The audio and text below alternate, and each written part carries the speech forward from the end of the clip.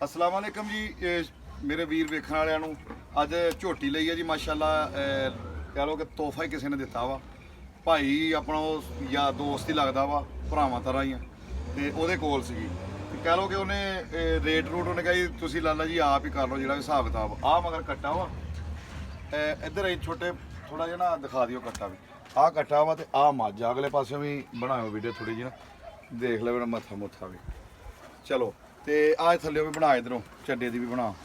ਆ ਦੇਖ ਰਹੇ ਹੋ, ਯਾਨੀ ਕਿ ਇਹਨੂੰ ਤਕਰੀਬਨ 6-7 ਮਹੀਨੇ ਹੋ ਗਏ ਸੂਈ ਨੂੰ। ਅੱਛਾ, ਹੁਣ ਗੱਲ ਕਰਨ ਦਾ ਮਕਸਦ ਹੈ ਵੀ ਉਹਨੇ ਸਾਰੀ ਗੱਲ ਇਹ ਕਹੀ ਆ ਕਿ ਤੁਸੀਂ ਜਿਹੜਾ ਜਿੰਨੇ ਕੁ ਦੀ ਹੈ ਨਾ ਲਾਲਾ ਜੀ ਤੁਸੀਂ ਆਪ ਹੀ ਕਰਨਾ ਵਾ। ਅੱਛਾ, ਮੈਂ ਹੁਣ ਚਾਹੁੰਦਾ ਵਾਂ ਕਿ ਜਿੰਨਾ ਉਹਨੇ ਮੇਰੇ ਤੇ ਮਾਣ ਕੀਤਾ ਵਾ ਨਾ, ਉਸ ਹਿਸਾਬ ਨਾਲ ਉਹਦੇ ਨਾਲ ਕਹਿ ਲਓ ਕਿ ਇਹ ਨਾ ਹੋਵੇ ਕਿ ਕੋਈ ਮਕਸਦ ਵਾਧਾ ਹੋਵੇ, ਕੋਈ ਥੋੜੇ ਪੈਸੇ ਦਿੱਤੇ। ਮੈਂ ਆਪਣੇ ਜਿੰਨੇ ਵੀ ਫਾਰਮਿੰਗ ਵਾਲੇ ਜਾਂ ਸ਼ੌਕੀਨ ਭਰਾ ਵਾ ਨਾ, ਸਾਰਿਆਂ ਕੋਲੋਂ ਰਾਏ ਲੈਣੀ ਚਾਹੁੰਦਾ ਵਾਂ ਕਿ ਗਾਂ ਹਲੇ ਬਣੀ ਕੋਈ ਨਹੀਂ ਗੀ। ਉੱਦਾਂ ਦੁੱਧ ਮੱਝ ਕੋਲ ਇਸ ਟਾਈਮ ਹੈਗਾ ਤਕਰੀਬਨ 7-7.5 ਕਿਲੋ ਦੋ ਟਾਈਮਾਂ ਦਾ। ਤੇ ਪਹਾੜੇ ਤੇ ਮਿਲਦੀ ਕੱਟਾ ਵੈਸੇ ਯਾਨੀ ਕਿ ਹੁਣ ਨਹੀਂ ਛੱਡੀਦਾ।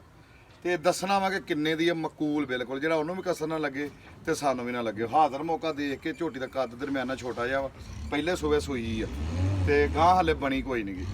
ਇੰਨਾ ਕੁ ਦੁੱਧ ਆ। ਆਪਣੀ ਰਾਏ ਦੇਣੀ ਆ ਵੀ ਕਿੰਨੇ ਦੀ ਹੋਣੀ ਚਾਹੀਦੀ ਹੈ, ਉਸ ਹਿਸਾਬ ਨਾਲ ਚਲੋ ਕਿ ਉਹ ਵੀ ਖੁਸ਼ ਹੋ ਜਾਵੇ ਤੇ ਸਾਡੇ ਨਾਲ ਵੀ। ਇਹ ਜਿਹੜੇ ਵੀ ਸ਼ੌਕੀਨ ਭਰਾ ਵਾ ਸਾਰਿਆਂ ਕੋਲ ਮੇਰੀ ਰਾਏ ਆ, ਜ਼ਰੂਰ ਦੱਸਣਾ ਕਮੈਂਟ ਦੇ ਵਿੱਚ।